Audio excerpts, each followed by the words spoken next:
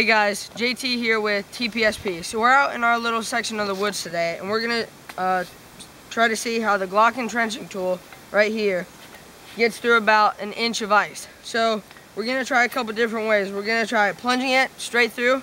We're also gonna try to scoop and dig out little pieces of the ice. So let's see how it does. As you can see, the ice is kind of cracking under my weight, but we'll see how it does. Alright, broke through.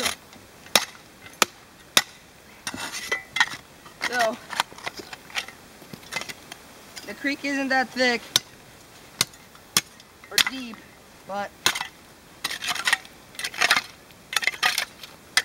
it got through the ice. Probably should tighten this up right here. We got a decent piece of ice to see how thick the creek truly was right there. So that's a decent inch, maybe inch and a half to 2. And the Glock Entrenching tool went through it in one good chop.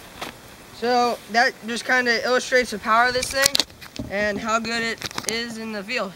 Thanks for watching, guys.